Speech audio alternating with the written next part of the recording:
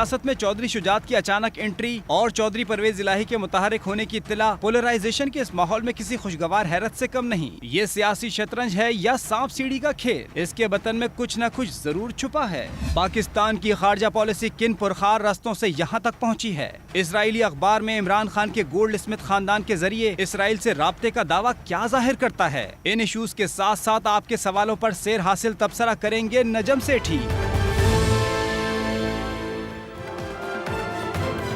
अस्सलाम वालेकुम। सेठी से सवाल के साथ मैं हूँ सैयद आयशा नाज, मेरे साथ मौजूद है नजम सेठी साहब।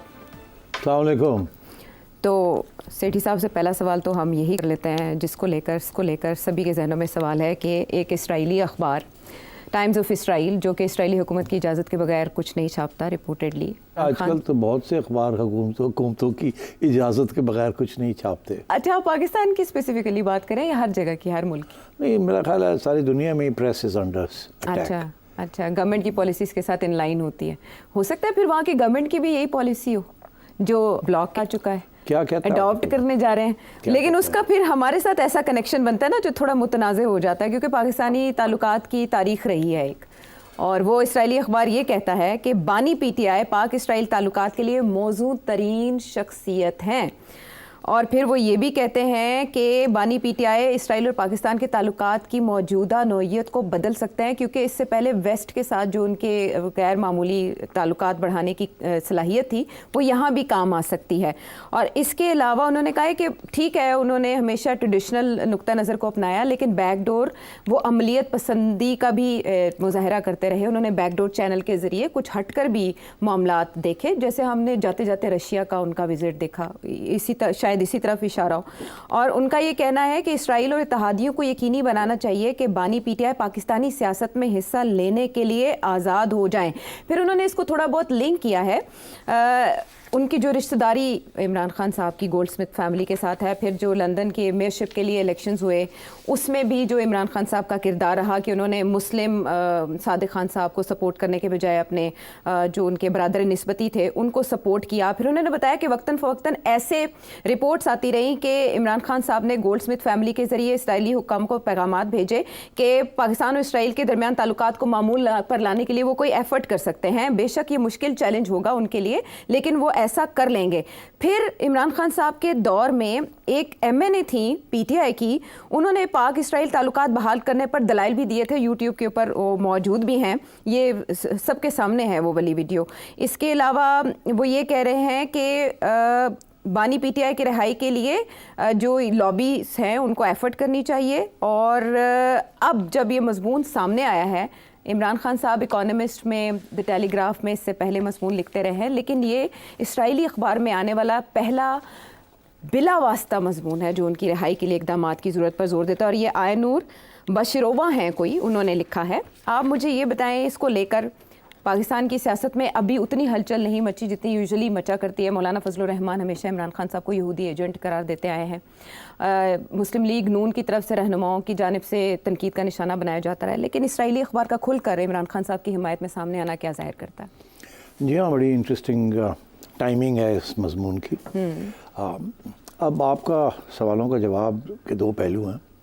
एक तो तारीख़ी पाकिस्तान का क्या मौक़िफ़ रहा है, ख़ुसूसन पाकिस्तान की इस्टेब्लिशमेंट का क्या मौक़िफ़ रहा है इसराइल के बारे में जी।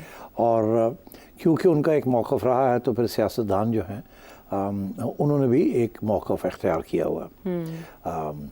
और दूसरा इशू ये है कि पब्लिक का क्या सेंटिमेंट है, उनका क्या जज्बात हैं। और तीसरी ये कि पब्लिक के अलावा जो मजहबी जमातें हैं उनका क्या एजेंडा है regarding Israel and recognition of Israel और पैलेस्टाइन जी। ये तीन इश्यूज़ हैं। तो थोड़ा सा मैं, अगर आप इजाज़त दें तो बैकग्राउंड बता के फिर मैं आगे बताता हूँ आपको कि ये क्यों हो रहा है इस वक्त। अच्छा। देखिए, पहली दफ़ा जब हमने सुना था कि पाकिस्तान की इस्टेब्लिशमेंट जो है वो सोच रही है कि हमें कोई फ़ायदा नहीं हो रहा इसराइल की मुखालफत करने का, हमें कोई फ़ायदा नहीं हो रहा, नुकसान हो रहा है। नुकसान कैसे और फ़ायदा क्यों नहीं जी? नुकसान ऐसे कि इसराइल हिंदुस्तान के करीब बहुत हो गया है और इंडिया को ट्रांसफ़र ऑफ टेक्नोलॉजी भी हो रहा है, इंटेलिजेंस भी हो रही है, सब कुछ हो रहा है और हम महरूम हो चुके हैं इसराइली टेक्नोलॉजी से, इसराइली सपोर्ट से। और हमें ज़रूरत है कि इसराइल को न्यूट्रल किया जाए विज़-विज़ इंडिया एंड पाकिस्तान। और अगर हम यही ऑपोजिशन में रहेंगे तो Israel will never be neutral, it will be pro India. एक ये। दूसरा ये कि because Israel is close to India, Israel is close to America, तो फिर अमेरिका के साथ भी हमारे तल्लुकात जो हैं वो भी इतने पॉजिटिव नहीं रहेंगे अगर हम इसराइल को कंटिन्यू करें टू अपोज इट। सो बेहतर ये है कि हम कोई ऐसा मौक़िफ़ इख्तियार करें जिससे हमारा नुकसान ना हो। क्योंकि नुकसान ये हो रहा है कि इंडिया बड़ा धंधना रहा है, बिकॉज सारी वेपनरी, इंटेलिजेंस एक्सेट्रा, स्पाइंग सारा इसराइल से मिल रहा है उनको, एंड उसको न्यूट्रलाइज करना। और फ़ायदा क्या है? कुछ का कोई फ़ायदा नहीं है। दरअंदर आते रहते हैं, फ़लस्तीन की बात करते हैं जैसे हम कश्मीर की बात करते हैं, मगर जो लेटली जो ट्रेंड्स चल रहे हैं दुनिया में वो प्रो इसराइल चल रहे हैं।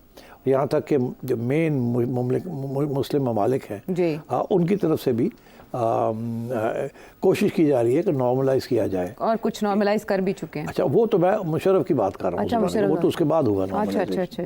तो उस वक़्त आपको याद होगा कि एक थोड़ा इन्फॉर्मेशन मिली थी कि इजरायली जहाज़ चक्कर लगा रहे थे इस्लामाबाद का। पता नहीं चलता था कौन आया कौन गया। फिर ये खबर आई जिसको तस्लीम कर लिया, वो ये कि उस वक़्त के फॉरेन मिनिस्टर खुर्शीद कसूरी साहब, अच्छा, जो कि मुशर्रफ के दौर में फॉरेन मिनिस्टर थे, हाँ जी, उनको टर्की के अंदर अच्छा उनकी एक मुलाकात हुई इजरायली फॉरेन मिनिस्टर के साथ। अच्छा, बताया नहीं गया कौन था, बट इट्स स्पेकुलेटेड कोई इजरायली फॉरेन कोई ऑफिशियल था टॉप। और टर्की इसलिए बिकॉज टर्की के उस वक्त बड़े अच्छे रिलेशंस थे विद इसराइल। अच्छा, इसलिए Turkey was chosen to have a short dialogue with Israel, ठीक, तो आके प्लॉजिबल डिनायबिलिटी भी रहे। ओके, इस्तांबुल में मिले ये। इस्तांबुल, जी बिल्कुल ऐसा ही तो है। अब बात ये है कि तो उसके बाद जब खुर्शीद कसूरी को पूछा गया क्या हो, तो उन्होंने कहा नहीं, कोई नहीं, ऐसी नहीं, जस्ट एक्सीडेंटल मुलाकात हुई, कोई ख़ास बात नहीं हुई है वो। मगर इसमें कोई शक नहीं है कि मुशर्रफ की हुकूमत उस वक्त सोच रही थी कि हम किसी तरीके के साथ कोशिश करें कि ये जो बर्फ़ को पिघलने की कोशिश करें, अच्छा, बात को आगे बढ़ाएं। अच्छा, तो खैर वो फिर इनिशिएटिव जो रह गया। मगर अब हाल ही में आपने देखा कि 2020 में अमेरिका की और इसराइल की जो कोशिश थी कि किसी तरीके के साथ मुस्लिम ममालिक को उधर लाया जाए जहाँ डिप्लोमेटिक रिलेशंस हो जाएं, तो 2020 में यूएई और बहरीन, सूडान, मोरक्को, इस किस्म के जो मुस्लिम ममालिक हैं उन्होंने फ़ैसला किया कि हम नॉर्मलाइज करने जा रहे हैं इसराइल के साथ जी। उसके बाद 2020 के बाद दुबई के अंदर और अबू धाबी में बहुत सी इन्वेस्टमेंट भी इसराइलीज़ की आई। इसराइलीज़ ने आके वहाँ प्रॉपर्टी ख़रीदनी शुरू कर दी and so on, contributing to the boom. और रशिया और इसराइलीज़ आके वहाँ ख़रीद रहे थे प्रॉपर्टीज़। इम्कान यही था कि नॉर्मलाइजेशन हो जाएगी। अगला इम्कान ये था कि सऊदी अरेबिया के साथ भी कुछ ना कोई ब्रेक थ्रू होगा, बिकॉज MBS जो थे वो चाहते थे कि अब पुराने ज़माने की फॉरेन पॉलिसी नहीं चलेगी, अब हमें मॉडर्नाइज करना पड़ेगा। मॉडर्नाइजेशन के अंदर इसराइल के साथ नॉर्मलाइजेशन करनी पड़ेगी। मगर उनका एक कंडीशन ये थी कि फ़लस्तीन का जो मसला है इसको हल किया जाए तो फिर उनके लिए आसान हो जाएगा। अगर उसके बगैर वो चलते हैं इस रुख पे तो उनके लिए मसला हो जाएगा। बिकॉज सऊदी अरेबिया में एज इन पाकिस्तान दहाइयों से एक एंटी इसराइल पैराडाइम चल रहा है, anti Israel consciousness, culture, politics चल रही है, और उसको रिवर्स करना रातों रात नहीं हो सकता। और उसमें सबसे आगे जो है वो मजहबी लॉबीज़ है, और मजहबी लॉबीज़ आपको पता है कि are very strong and very vocal. So MBS को बड़ी केयरफुली मूव करना था।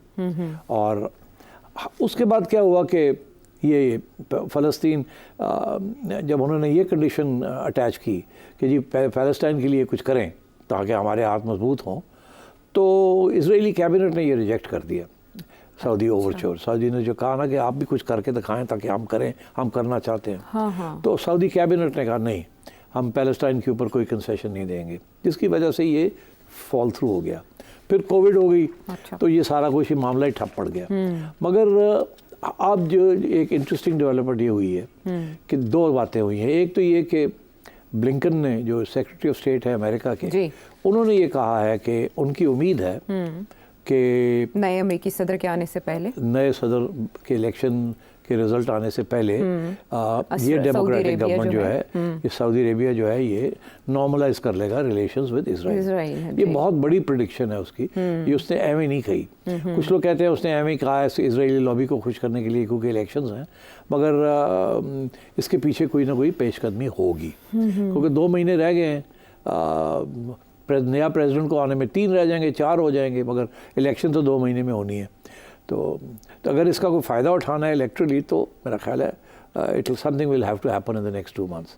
इसका ये मतलब है कि ब्लिंकन जो है वो बड़ी इंटरेस्टिंग बात कर रहे हैं। वो ये कह रहे हैं कि सऊदी को ऑन बोर्ड आना चाहिए। अच्छा, हम इसराइल के साथ मिलके वॉर जो है उसको ख़त्म करने जा रहे हैं और जैसे ही ख़त्म होता है वो एक अच्छा मौका होगा, डेमोक्रेट्स के लिए भी क्रेडिट मिल जाएगी। हाँ। सऊदीज़ भी कह सकेंगे अब वॉर ख़त्म हो गई है और इसराइल ने ये मान लिया ये मान लिया ये मान लिया और 2 स्टेट सोल्यूशन की तरफ हम बढ़ रहे हैं, सो ऑन एंड सो फोर्थ। और उस सिचुएशन में सऊदी अरेबिया जो है शायद बढ़ के नॉर्मलाइज कर ले कि उनकी कंडीशन पूरी होगी जो उन्होंने पहले लगाई थी।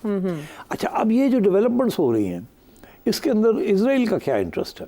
जाहिर है कि नॉर्मलाइज हो जाए मुस्लिम वर्ल्ड के साथ, मगर देखें Muslim world is not just Saudi Arabia and the neighbours. Pakistan is a major plank in the Muslim world. South Israelis का काफ़ी अरसे से ये कोशिश है कि पाकिस्तान को न्यूट्रलाइज़ किया जाए।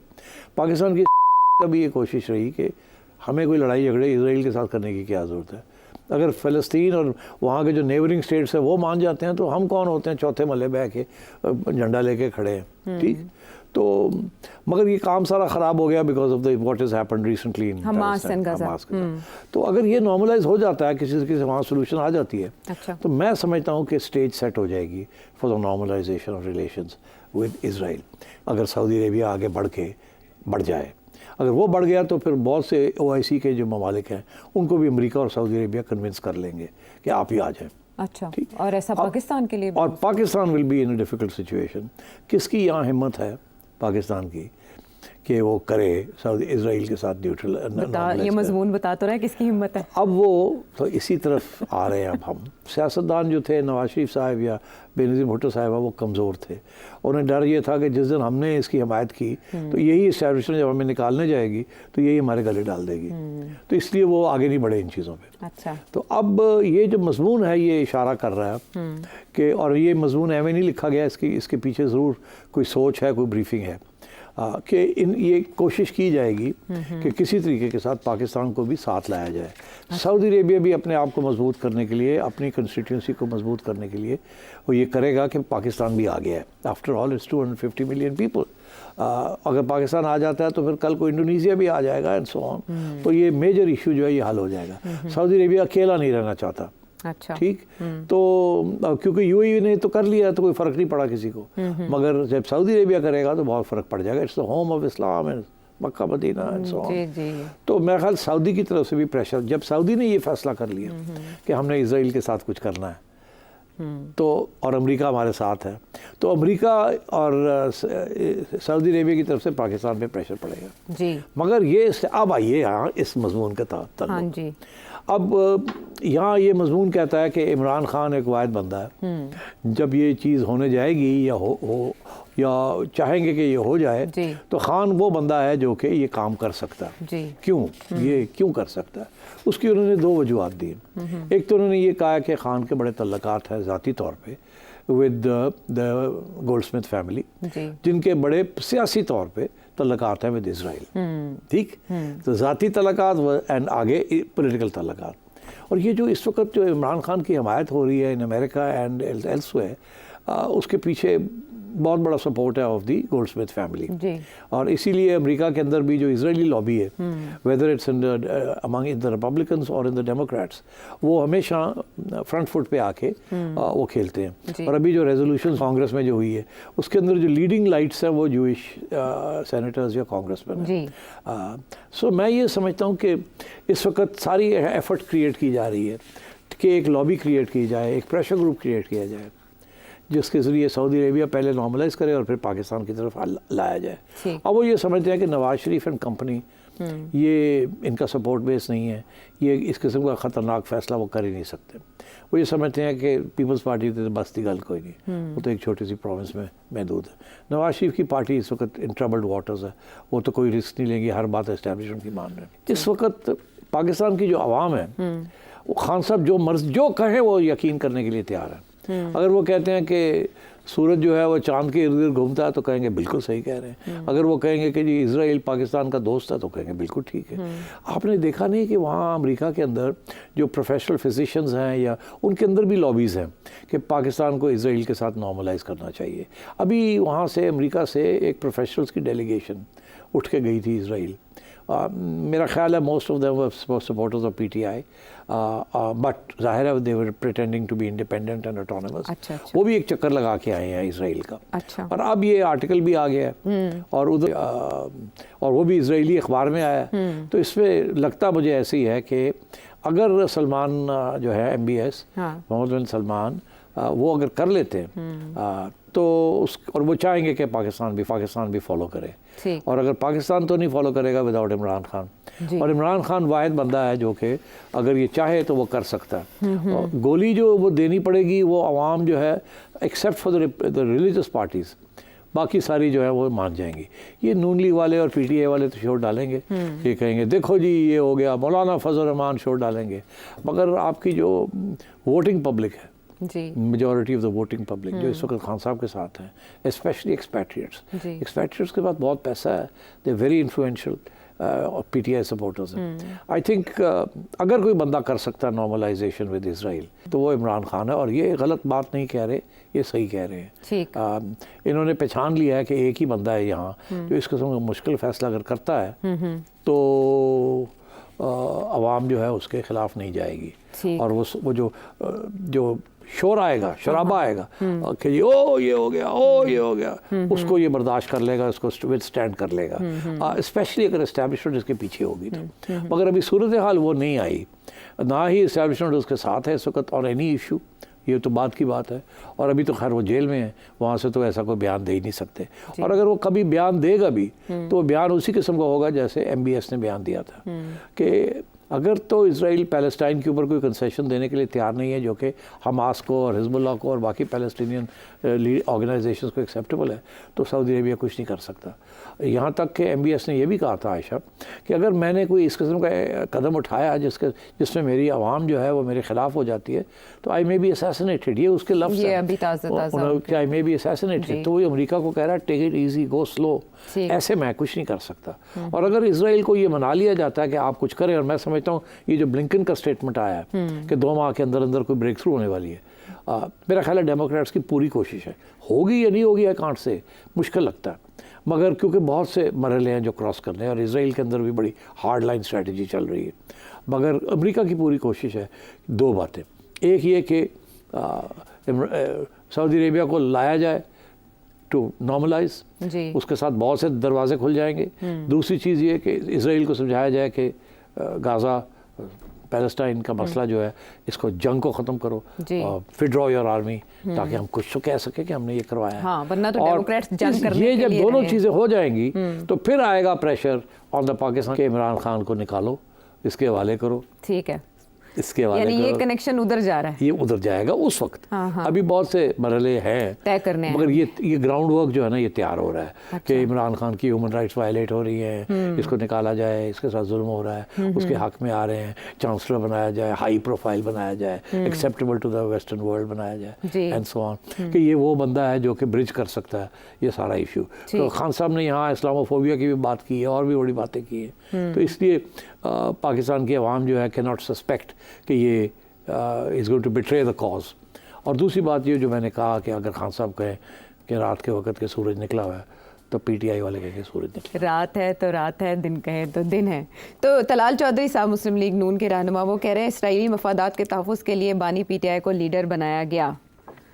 मुस्लिम लीग नून देखिए यूँ तो कहेंगे ना, देखिए ना, यही तो अगर नवाज शरीफ इस किस्म का काम करता तो उनके लोगों ने यही कहना था नवाज के बारे में, मोदी का यार बनाया था ना, यार बना दिया था, वेल डन। तो मतलब है कि ये तो सियासत है। मगर सियासत आगे यहाँ कैसे बढ़ती है और मिडिल ईस्ट में कैसे बढ़ती है, we have to wait and see. बहुत सी ख्वाहिशात हैं बट ज़रूरी नहीं है कि ऐसे ही होगा। अभी इसराइल के अंदर बड़ी हार्ड लाइन चल रही है और नेतान्याहू जो है बड़ा गलत किस्म का बंदा है। वो वादे भी करता है, झूठे करता है, तोड़ता है, और इस वक्त तो वो जंग कर रहे हैं। मगर ये मुमकिन है कि उनकी प्लान यही हो कि बिल्कुल तबाही करके तो उसके वक्त कोई कॉम्प्रोमाइज़ करके और बाहर निकला जाए और बड़ी विक्ट्री प्रोक्लेम की जाए कि हमने अपना मकसद पूरा कर लिया, हमने हमास को तबाह कर दिया, टेररिज्म ये कर दिए, वो कर दिए, now we will build this peace along these lines. Saudi Arabia को कहा जाए ये पैकेज है, अमेरिका को कहा जाए ये पैकेज है, अमेरिका और इसराइल मिलकर सऊदी अरेबिया को दें, सऊदी अरेबिया पाकिस्तान को दे, और पाकिस्तान सोचे हुण असीं की करना है, इस वाए खान दे होर ते कर कोई नहीं सकता। बिल्कुल, जिवें उत्थे MBS ने कीता इत्थे इमरान खान साहब कर। बट ये बहुत बड़ा पैराडाइम शिफ्ट होगा अगर ऐसा मुमकिन हो जाता है, क्योंकि पाकिस्तान तो 1947 से इसी मौक़िफ़ पर कायम है और कट्टर हिमायती रहा है फ़लस्तीनी, आज़ाद फ़लस्तीनी रियासत के क़याम का। तो ये एक बहुत बड़ा टर्न होगा। देखिए ये this is very big, but you know something, Pakistan India relations भी जो हैं जी, नवाज शरीफ ने बड़ी कोशिश की थी नॉर्मलाइज करने की, मुशर्रफ ने भी कोशिश की थी, ठीक है ना जी, 4 पॉइंट्स उन्होंने सॉल्यूशन नवाज शरीफ ने किया तो एस्टैब्लिशमेंट ने हाथ खींच लिया, कालीन खींच लिया, मियाँ साहब की छुट्टी करा दी। बेनज़ीर ने जो शुरू में आई थी 1988 में 89 में, उसने और राजीव गांधी ने भी बड़ी कोशिश की कि नॉर्मलाइज किया जाए।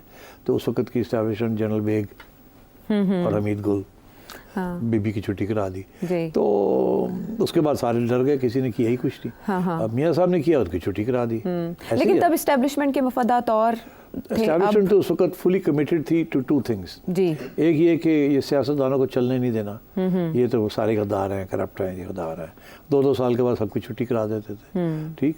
दूसरी चीज़ ये थी कि इंडिया के साथ वो तैयार नहीं थे फॉर रेकन्सिलिएशन एंड नॉर्मलाइजेशन। अभी कश्मीर की जदोजहद चल रही थी, जहाज चल रहा था, तो उसके दौरान वो कैसे करते। और अब मामलात बदल चुके हैं, अब थोड़े से मामलात बदले हैं इंडिया के अंदर भी। और आपने देखा कि जब जनरल बाजवा ने ये बात कही कि अब जियो इकोनॉमिक्स की तरफ तवज्जो देनी है, जियो स्ट्रेटजी जो है इस पार्ट ऑफ जियो इकोनॉमिक्स और जियो पॉलिटिक्स, 2020 तो उस वक्त यही था ना कि नॉर्मलाइज विद इंडिया। इन्होंने इमरान खान को भी कहा था कि चलें स्टार्ट विद नॉर्मलाइजिंग, और एक बाकायदा तिजारत बहाल होने की खबरें भी आई। फिर आखिरी वक्त खान साहब ने भाग गए वहाँ से, उनको डर लग गया कि नून लीग ना पै जाए, और उस वक्त उनकी जो कुर्सी थी वो हिल रही थी थोड़ी बहुत, ऐसे है ना, तो वो डर गए, नहीं तो वो कर देते। तो मैं ये समझता हूँ कि पॉपुलर लीडर कर सकता है, मगर अनफॉर्चुनेटली जब नवाज शरीफ पॉपुलर थे तो इस्टेब्लिशमेंट ने साथ नहीं दिया। जितना भी आप पॉपुलर हो, अगर इस्टेब्लिशमेंट आपके खिलाफ होगी तो आप कुछ नहीं कर सके। खान साहब जब करना चाह रहे थे, इस्टेब्लिशमेंट ने भी आंख मार दी कर दें, मगर उस वक्त उनकी पोजीशन कमज़ोर हो रही थी, तो इसलिए वो हट गए पीछे। लेकिन रशिया के मामले में तो उन्होंने अपनी की। रशिया के मामला कोई ख़ास इंपॉर्टेंट नहीं था, उसकी कोई बैकलैश नहीं थी, कोई कुछ नहीं था।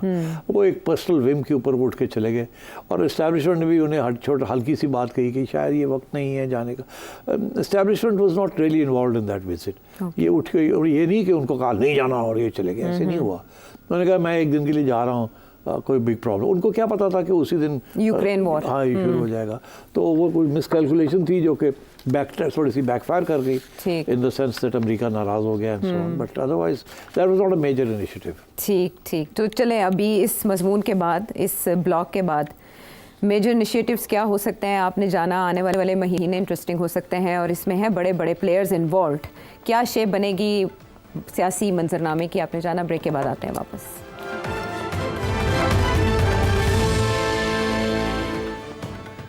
शो में एक बार फिर खुश आमदेद, और अब शामिल करते हैं आपके सवालात। लाहौर से हैं अदील साहब। सेठ साहब, मेरा आपसे सवाल मिसाकी जमहूरियत के हवाले से है, जो मोहतरमा और नवाज शरीफ के दरमियान हुआ था। उसके पाकिस्तानी सियासत पर क्या असरात हुए थे? क्या आज के हालात में कोई ऐसा फार्मूला बन सकता है जिसमें तमाम सियासी जमातें इकट्ठी होकर रूल्स ऑफ बिजनेस तय कर लें? आप तमाम कायदीन को क्या मशवरा देंगे? जी, गुड क्वेश्चन, बिकॉज बातें फिर शुरू हो गई हैं इस किस्म की। देखिए, जो मुआहदा हुआ था मियाँ साहब के दरमियान और बेनज़ीर भुट्टो साहब के दरमियान, उसके 2 फ़ायदे हुए और फिर वो डिरेल हो गया। 2 फ़ायदे ये हुए कि एक तो ये कि जब वो इलेक्शन हुई उसके बाद मुशर्रफ साहब के ज़माने में, तो और मोहतरमा वापस आ गई और उसके बाद मियाँ साहब वापस आ गए, तो किसी ने एतराज़ नहीं किया, और सारी सियासी जमातों ने भरपूर तरीके से इलेक्शन में हिस्सा लिया। मगर मोहतरमा की असैसिनेशन के बाद मियाँ साहब उठ के हस्पताल पहुँच गए, और एक ऐसे लगता था कि एक अच्छा माहौल बनता जा रहा था जो कि असैसिनेशन की वजह से ख़राब हो गया। फिर जरदारी साहब आ गए, उन्होंने पाकिस्तान खपे का नारा लगाया एंड काम शुरू हो गया, काम अपनी तरफ। मगर फिर ये हुआ कि बेचैनी सी हो गई। इस्टेब्लिशमेंट जो थी वो जरदारी साहब से थोड़ी सी नाराज़ होनी शुरू हो गई। एक तो वो ये नाराज़ होनी शुरू हो गई कि उस वक़्त शाह महमूद कुरैशी साहब फॉरेन मिनिस्टर थे पीपल्स पार्टी गवर्नमेंट में, और उनके तल्लुकात अमेरिकन इस्टेब्लिशमेंट के साथ पुराने थे, और इस्टेब्लिशमेंट जनरल कियानी शक करने लगे कि ये ज़्यादा ही बेंड ओवर बैकवर्ड्स कर रहे हैं टू अपीस दी अमेरिकन्स। और फिर जब ये उसामा बिन लादेन वाली बात हुई तो that was a very dangerous situation, because उस वक्त हुसैन हक्कानी जो कि पाकिस्तानी एम्बेसडर थे टू द US और अपॉइंटेड थे बाय जरदारी साहब, उनके ऊपर इल्ज़ाम लगा कि जरदारी साहब ने और हक्कानी साहब ने साजिश की कि अमरीकनों को उकसाया जाए कि पाकिस्तान की अफवाज को थोड़ा प्रेशर डाल के धकेला जाए पीछे, ताकि जरदारी साहब अपने जो इनिशिएटिव्स हैं वो कर सकें।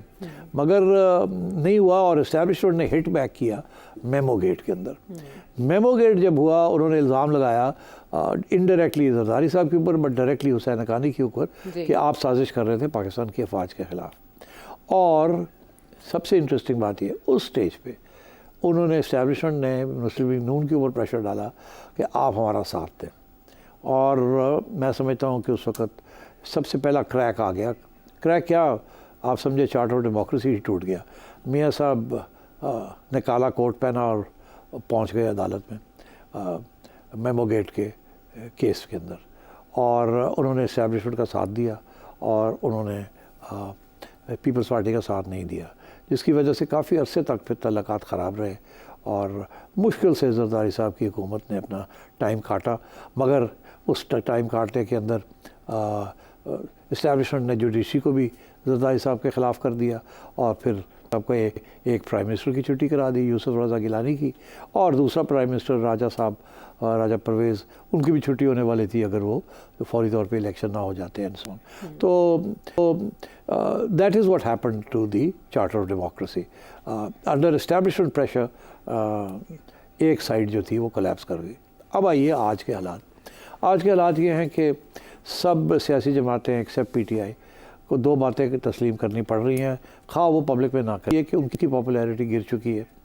दूसरा ये कि ये जो इलेक्शन हुई है इसके ऊपर बहुत से सवालिया निशान हैं, और इसकी लेजिटिमेसी जो है ये सारी चीज़ की ये इन डाउट है। और तीसरी चीज़ ये कि मौलाना जो है उनको अकोमोडेट भी नहीं किया, और इसलिए वो भी he is been push to the wall. तो अब लेटेस्ट पोजीशन ये है कि इन सबको समझ आ रही है कि काम ऐसे नहीं चलेगा, क्योंकि खान साहब जो हैं उनका सपोर्ट बेस धंधन आ रहा है एट होम एंड अब्रॉड। कोई रिवाइवल नहीं हो रही, ना मुस्लिम लीग की हो रही है, ना पीपल्स पार्टी की हो रही है, ना JUI की हो रही है, और इकॉनमी जो है वो फंसी हुई है, और इंटरनेशनल कम्युनिटी जो है वो ये कह रही है कि कोई रास्ता ढूंढे, इकनॉमिक स्टेबलाइजेशन होनी चाहिए, वो सियासी स्टेबलाइजेशन के बगैर हो नहीं सकती।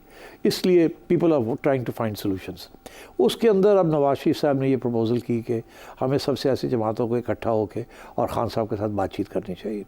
उसमें पहले तो मौलाना तैयार नहीं थे, मगर अब अगर मौलाना इनका हिस्सा बन जाते हैं, जो कि ख़बरें आ रही हैं कि वो इस इंटरिम गवर्नमेंट का हिस्सा बनने जा रहे हैं, तो फिर यकीनी तौर पे जो भी इनिशिएटिव लिए जाएंगे सियासी तौर पे, उन इनिशिएटिव्स के अंदर सारे इकट्ठे होंगे and they will all try to convince Imran Khan कि वो भी उस इनिशिएटिव का हिस्सा बने। और उस इनिशिएटिव के दो पहलू होंगे। एक पहलू ये होगा कि देखिए, ना आपके इंटरेस्ट में है ना हमारे इंटरेस्ट में है कि इस्टेब्लिशमेंट इतनी पावरफुल हो, तो हमें अब इकट्ठे होके आइन और कॉन्स्टिट्यूशन के बेसिस के ऊपर अपने मफादात के अंदर और मुल्क के लिए we should forget our differences and put together a common strategy. वो कॉमन स्ट्रेटजी के 2-3 हिस्से होंगे। This is what I think the proposal will be. एक हिस्सा ये होगा कि लेट्स अग्री कि जो हो गया वो हो गया, उधर नहीं जाना हमने, हम May 9 की तरफ नहीं जाएंगे। आप इलेक्शन 2018 की जो हुई है, जो नहीं है 2024 जो हुई है, हम 2018 कहते हैं कि आपने रिग की थी, हम वो नहीं कहेंगे। आप ये ना कहेंगे पिछली इलेक्शन जो हुई है वो रिग हुई थी। और so let's move forward, forget the past, number 1। Number 2, आप तैयार हो जाएं, let's agree on a next date of election. उसके साथ वंस वी एग्री कि जी अगली इलेक्शन कब होगी और वो फ्री एंड फेयर होगी, तो उसके जो सारे इश्यूज़ हैं वो अभी डिस्कस कर लें बैठ के। और जैसे ही हम ये मुआहदे होते हैं कि खान साहब के साथ और मुश्तरका तौर पे, तो फिर we will tell the establishment कि this is the way out और केसेस विल बी विड्रॉन और they can stay, doesn't matter, Khan साहब can come out and lead his party in the next election and जो भी results होंगे we will accept them. और third ये कि election के बाद दो चीज़ें होंगी कि we will continue to stick together, हम एक दूसरे को गाली गलौच नहीं करेंगे, एक दूसरे को अंडरमाइन नहीं करेंगे, ये चार्टर जो है इसको ख़राब नहीं करेंगे, लिव एंड लेट लिव होगा और इस्टेब्लिशमेंट को आर्म्स लेंथ पे मिल के रखेंगे ताकि वो हमें आपके ख़िलाफ़ ना इस्तेमाल करे, आपको हमारे ख़िलाफ़ ना इस्तेमाल करे। मगर इसकी एक और प्री कंडीशन भी होगी, दो प्री कंडीशन होंगी। एक ये प्री कंडीशन होगी कि आप हमें जेलों में नहीं डालेंगे, क्योंकि अगर आप जीत जाते हैं तो आप इंतकामी कार्रवाई नहीं करेंगे, ये बातें ख़त्म हो जाएंगी, लिव एंड लेट लिव होगा, parliament will be supreme. Number दो, हम आपको डिस्टेबलाइज करने की कोशिश नहीं करेंगे, वील अश्योर यू कि you can have a 5 year term. And third कि फिर आप भी ये वादा करें we'll set in motion certain systems and certain safeguards कि उसके बाद जो इलेक्शन है वो आप ना रिग करें, ना आप अपने हमें ना आउस्ट करने की कोशिश करें, ताकि सिलसिला जो है ये चल पड़े। Now this is a very tough agenda, ये एक सिटिंग के अंदर 100 सिटिंग्स के अंदर भी ये तय नहीं हो सकता, ये स्लोली स्टेप बाय स्टेप होगा। मगर पहले कदम जो है वो लेने शुरू कर दिए। चौधरी परवेज़ इलाही और चौधरी शुजात वापस आ गए, एक दूसरे के साथ मिल लिया, जप्पी डाल लिया, उनको भी समझ आ रही है कि सबका नुकसान हो रहा है, दिस इज़ नॉट ऑन। अगला कदम ये होगा कि वो नून लीग और पीपल्स पार्टी के साथ मिलेंगे चौधरी साहब, चौधरी परवेज़ इलाही, चौधरी शुजात, और उन्हें भी समझाएंगे कि it's time now to open a dialogue with Imran Khan. Establishment मेरा ख्याल है नहीं रोकेगी इनको from opening a dialogue with Imran Khan. Establishment भी चाहती है कि कोई रास्ता निकले जो कि सबको एक्सेप्टेबल हो। So the ball is in Imran Khan's court और you might say the buck stops at Imran Khan. Imran Khan इस वक्त जिस स्टेज पे हैं वो कोई बात मानने के लिए तैयार नहीं है एक्सेप्ट ऑल और नथिंग। मेरा ख्याल है कि अगर वो अपना मौक़िफ़ चेंज करते हैं इन व्यू ऑफ जो मैंने अभी पहले डिस्कशन किया इंटरनेशनल डेवलपमेंट्स, उनके लिए जो सपोर्ट वहाँ भी बिल्डअप हो रहा है, तो इस्टेब्लिशमेंट और पाकिस्तान की अपोजिशन पार्टीज़ को न्यूट्रलाइज़ किया जा सकता है। एंड खान साहब can make a comeback, but come back in such a way that democracy is strengthened rather than a one party fascist rule. तो ये आगे का एजेंडा है। इस एजेंडे के बेसिस के ऊपर small steps can be taken as a new charter of democracy. हाँ, बेबी स्टेप्स लिए जा सकते हैं न्यू चार्टर ऑफ डेमोक्रेसी की तरफ। लेकिन आपको मौलाना साहब का किरदार दिखाई नहीं देता, जिन्होंने अभी अभी पीटीआई के लिए अपने दरवाजे खोले, तो वो इस्टेब्लिशमेंट और पीटीआई के दरमियान पुल का किरदार अदा करें? नहीं, देखिए जब ये बैठ जाएंगे इकट्ठे तो फिर तो सारे दरवाजे खोलने पड़ेंगे ना, मौलाना को भी कुछ ना कुछ करना पड़ेगा। मगर मौलाना की भी तो टर्म्स होंगी ना कि केपी के अंदर अगली इलेक्शन जब भी होगी तो केपी के अंदर उनको इलेक्शन नहीं की जाएगी उनके खिलाफ, क्योंकि उनकी भी तो कंप्लेंट है ना कि पिछली दफ़ा जो इलेक्शन हुई है वहाँ केपी के अंदर इतना प्रेशर था कि वो केपी वाले जो है इनकी सीटें भी एक दो हज़म कर गए एंड सो ऑन। तो सब अपने अपने आप को प्रोटेक्ट करने की कोशिश करेंगे। मगर अगर मौलाना इनको ज्वाइन कर लेते हैं उसका दो, एक ये कि इलेक्शन फौरी नहीं होगी, कम से कम इस हुकूमत को 2 साल और मिलेंगे, ठीक है ना, otherwise why would Maulana join for 1 year। दूसरी चीज़ ये है कि मौलाना को भी आगे प्लेटफॉर्म मिलेगा टू कैंपेन। और ये पीटीआई का जो मौक़िफ़ है या कि हम ही हैं और कोई नहीं है, ये इसको डाइल्यूट करना पड़ेगा। ठीक, बिल्कुल। क्या कम करना पड़ेगा, क्या नहीं करना पड़ेगा?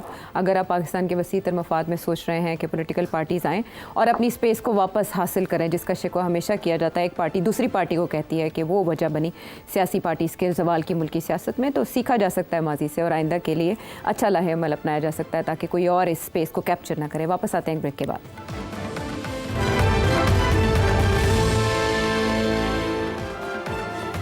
Welcome back to the show. अगला सवाल प्रदेश से, टेक्सास से हैं मुजाहिद शाह। इंडिया में और बांग्लादेश में ऑलमोस्ट 15 साल से मोदी और वो हसीना वाजिद बैठी हुई थी, जिसके बाद इस कदर इकोनॉमिक बूम आया है या तरक्की हुई है, तो उसकी वजह शायद ये नहीं है कि कंटिन्यूसली एक हुकूमत जो है वो चल रही थी, लेकिन हमारे यहाँ पर भी जो कुछ डिक्टेटर थे, मतलब परवेज मुशर्रफ हो गया, जनरल ज़िया-उल हक हो गया, हालांकि वो भी एक लंबे अरसे तक बैठे रहे, तो पाकिस्तान में उस वक्त क्यों इतनी तरक्की नहीं हो सकी जितना इंडिया में हुई है? देखिए ऐसे है कि जनरल अयूब जब थे 58 से 68 तक, जिसमें 2 साल 65 एंड 66 ख़राब थे because of the war with India, generally जो एवरेज रेट ऑफ ग्रोथ था जीडीपी का वो अबाउट 5.8%। कोई 1-2 साल तो थे कि 9 से ऊपर भी चला गया था। सो डेवलपमेंट तो हुई, that is why it was called decade of development. आगे आए आप, उसके बाद ज़ियाउल हक साहब के ज़माने में भी about 4 to 5% rate of growth था। उसके बाद आप आए जनरल मुशर्रफ के दौरान भी ठीक ठाक ग्रोथ रेट था, 5 से 6%। तो इनके दौर में ग्रोथ तो हुई।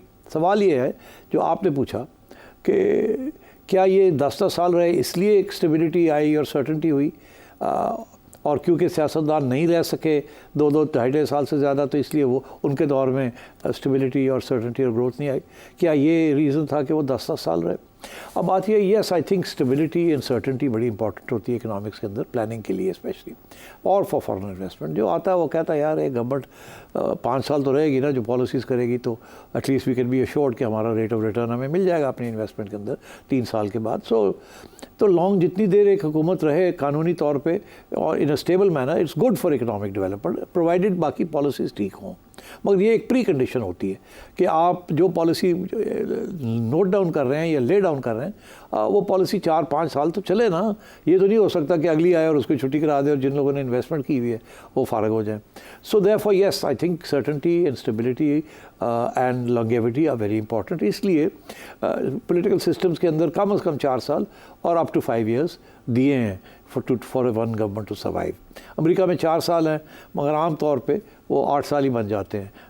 एक प्रेसिडेंट जो है उनको अगली टर्म भी मिल जाती है, इसीलिए कि वो कहते हैं कि इकोनॉमिक पॉलिसीज़ को चलने दें, कोई रिजल्ट्स निकलें।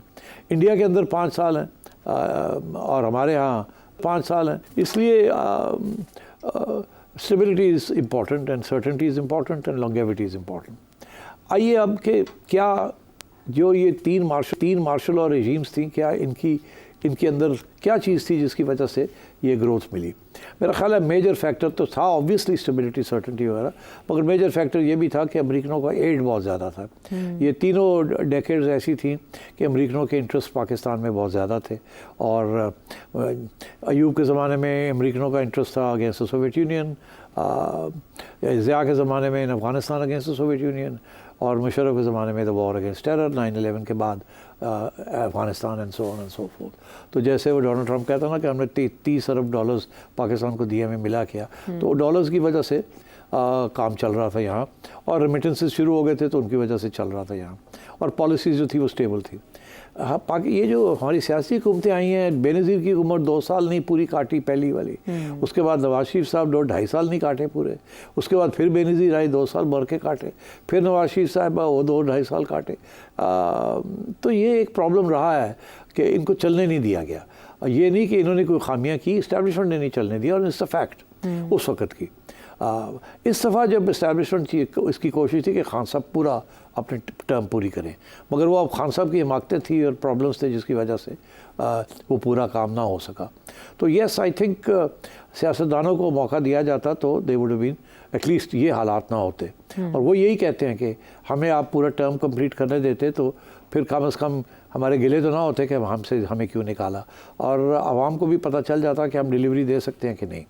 इंडिया में आइए, इंडिया में ये है कि 1970 तक तो इंडिया के बारे में ये कहा जाता था कि इकोनॉमिक पॉलिटिकल स्टेबिलिटी तो है, कांग्रेस की हुकूमत कर रही थी, one after the other they were winning the elections, one party rule था एक किस्म का, इमरजेंसी भी लगा दी जब पहली दफ़ा चैलेंज आया इंदिरा गांधी ने इन द लेट 60s। तो मगर जब वहाँ का जो इकोनॉमिक ग्रोथ थी वो 2% से ऊपर नहीं थी, इसलिए वो उनको कहा जाता है हिंदू रेट ऑफ ग्रोथ। हमारे यहाँ कहते थे कि ये तो बड़ी डायनामिक ग्रोथ कंट्री है। इंडिया के बारे में ये अंटिल 1970 यही था कि हिंदू रेट ऑफ ग्रोथ। उसके बड़े रीजंस हैं, वो किसी वक्त डिस्कस किया जा सकता है कि why was it a 2% rate of growth. उनका जो इकोनॉमिक मॉडल था that was from the Soviet union model of a command economy. उन्होंने इम्पोर्ट शोर्ट्स और टेक्नोलॉजी ट्रांसफर्स बंद किए हुए थे, अपना सारा कुछ करना चाह रहे थे, जिसकी वजह से हैवी इंडस्ट्री लगा रहे थे, और हैवी इंडस्ट्री की जो जेस्टेशन पीरियड होता है वो बड़ा लंबा चौड़ा होता है। हमारे यहाँ कोई हैवी इंडस्ट्री नहीं मिली, हमें बाहर से पैसे मिल रहे थे, हम इंपोर्ट्स करके इंपोर्ट डिपेंडेंट हो गए। उन्होंने इंपोर्ट डिपेंडेंसी नहीं की, उन्होंने कहा हम अपने पाँव पे खड़े होंगे। उन्होंने पहले 20-30 साल जो है वो अपने पाँव पे खड़े होने में लगा दिए, जिसकी वजह से उनकी रेट ऑफ ग्रोथ जो था वो स्लो था। 1970 में उन्होंने, मनमोहन सिंह साहब उनके फाइनेंस मिनिस्टर थे, तो मनमोहन सिंह साहब ने देखा कि पाकिस्तान के अंदर 1990 के, नॉट 70, माजरत चाहता हूँ, 1990 में इंडिया ने फिर सोचा कि अब हम भी कुछ करें। उन्होंने देखा नवाज शरीफ का मॉडल क्या है, नवाज शरीफ फॉर प्राइवेटाइजेशन।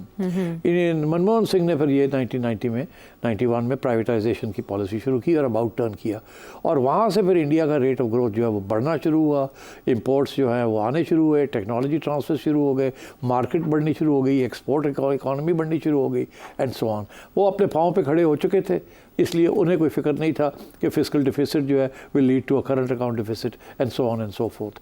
तो इसलिए उनके रिजर्व्स भी थे, सब कुछ था।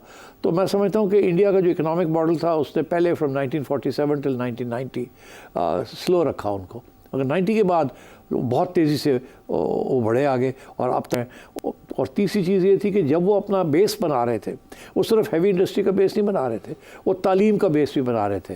That was very important. Population growth का बेस बना रहे थे, विमेंस एम्पावरमेंट का बना रहे थे, सेकुलरिज्म का बेस बना रहे थे। ऑल कंडीशंस जिसके साथ उनकी integration into the world global economy, private sector economy जो थी वो बड़ी रैपिडली होनी शुरू हो गई। हम यहाँ वो बिल्कुल नहीं कर रहे थे। So I think that was the reason why India has forged ahead और हम पीछे रह गए हैं। हमारी डिपेंडेंसी सिंड्रोम ने हमें ले मरा है। चले, ये तो था इकोनॉमी के हवाले से मुख्तलिफ ममालिक का काबुली जायज़ा। अब अदील साहब लाहौर से एक बार फिर क्या जानना चाह रहे हैं? शेर साहब, आपके तजज़िये के मुताबिक बात फैज़ हमीद तक नहीं रुकेगी और मामला इमरान खान तक जाएगा। अगर ऐसा ही हुआ और इमरान खान पर संगीन मुकदमात बन गए, जैसे पहले जुल्फ़िकार अली भुट्टो और नवाज शरीफ पर बने थे, तो आपके मुताबिक इमरान खान कौन सा रास्ता इख्तियार करेगा? भुट्टो वाला के डट जाना है कि नवाज शरीफ वाला के डील करनी है? जी, बड़ा अहम सवाल है और सारा वक्त हम इसी के बारे में परेशान रहते हैं कि अल्लाह करे कि खान साहब भुट्टो वाला रास्ता ना करें। खान साहब अटैक करते हैं, फिर आर्मी चीफ़ को भी अटैक करते हैं, बाय नेम अटैक करते हैं। मेरा नहीं ख्याल this is a good idea. I don't think he should be doing this. Bhutto साहब को, जो जिन लोगों ने तारीख़ पढ़ी उनको पता होना चाहिए कि जब भुट्टो साहब को निकाला था ज़िया-उल हक़ ने, तो भुट्टो साहब को फिर जेल से छोड़ दिया कू के बाद, और वो लड़काना चले गए। वहाँ जाके उन्होंने एक स्पीच के अंदर, इलेक्शन कॉल हो गए थे, और उन्होंने वहाँ एक स्पीच के अंदर कहा कि मैं देख लूँगा इन जर्नैलों को, मैं टांग दूँगा। वो फिर सोच विचार शुरू हो गई GSU में कि ये तो बंदा ठीक नहीं है, इसने तो आके इंतकामी कार्रवाई करनी है, so we have to do something, and I think that change the course of Pakistan history. तो मेरा ख्याल है इस किस्म की बयानबाजी नहीं करनी चाहिए, रास्ते खुले छोड़ने चाहिए। अभी आर्मी चीफ़ की तरफ से भी एक बहुत इंपॉर्टेंट स्टेटमेंट आया है कि हमें अपने ज़ाती नफ़रत जो है, पर्सनल हेट्रेड्स और पर्सनल, इसको अहमियत नहीं देनी चाहिए। यही कहा उन्होंने अभी कल ही ऐसी बात कही है। तो मेरा ख्याल है ये उनकी तरफ से इशारा है कि he is prepared to forgive and forget, provided Khan साहब भी थोड़ा सा अपनी नफ़रत जो उनकी है, जो कि सियासत के ऊपर नज़रअंदाज हो रही है, उसको ज़रा ख्याल किया जाए। खान साहब ने जवाब भी दिया इसका, और खान साहब जो हैं वो मेरा नहीं ख्याल अभी मूड में है, मगर मेरा ख्याल है वो एक सियासी पहलू भी हो सकता है। अभी ये जो सारी इनिशिएटिव शुरू हुआ है, जिसकी बात अब चार्टर ऑफ डेमोक्रेसी की बात हुई, मेरा ख्याल है कि अगर खान साहब इसमें हिस्सा लें तो ये सबका फ़ायदा है इसके अंदर। और मैंने अभी भी कहा कि मेरा नहीं ख्याल इस्टेब्लिशमेंट इसको अपोज़ करेगी। तो खान साहब को बात समझ आनी चाहिए। खान साहब के, पाकिस्तान के सबके इंटरेस्ट में यही है कि कोई रास्ता निकाला जाए, और खान साहब जो हैं उनके लिए रास्ता निकाला जाए। खान साहब अपने लिए रास्ते बंद कर रहे हैं, मगर वो कॉम्प्रोमाइज़ के बेसिस के ऊपर ही होगा। खान साहब बादशाह सलामत नहीं बन सकते, ना ही हम बनने देंगे उनको। ये मुल्क एक आइन के मुताबिक इसको चलना है, और अगर खान साहब आइन के मुताबिक नहीं चलेंगे तो फिर कोई भी नहीं चलेगा, ना इस्टेब्लिशमेंट चलेगी, ना सियासी जमातें चलेंगी, and then there will be chaos and anarchy. और दुनिया कह रही है failing state will become a failed state. तो अब खान साहब के ऊपर बहुत बड़ी जिम्मेदारी है। He has to negotiate an opening. अभी वो कभी कहते हैं कि अचकज़ई साहब जो है वो गवर्नमेंट के साथ बात करें, कभी कहते हैं अचकज़ई साहब इस्टेब्लिशमेंट के साथ बात करें, कभी कहते हैं मैं तो सिवाय इस्टेब्लिशमेंट के किसी और के साथ बात नहीं करूँगा। मेरा ख्याल है इस्टेब्लिशमेंट के साथ बात डायरेक्टली तो कोई भी ना करे, बेहतर यही है। अगर आप समझते हैं कि उनका रोल कम होना चाहिए तो आप सियासतदानों के साथ बैठ के बात करें, इकट्ठे मिलकर रास्ता निकालें।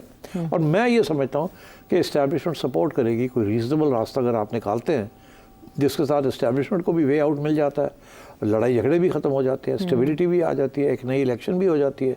और अगर उस इलेक्शन में आवाम चाहती है कि खान साहब आ जाए तो खान साहब भी आ जाए, मगर एक तरीके के साथ ये सारी ट्रांजिशन हो, नफ़रत और हेट्रेड और वेंजेंस इसके बेसिस पे ना हो। ठीक है, मशवरा उनका अच्छा है तो सोचेंगे।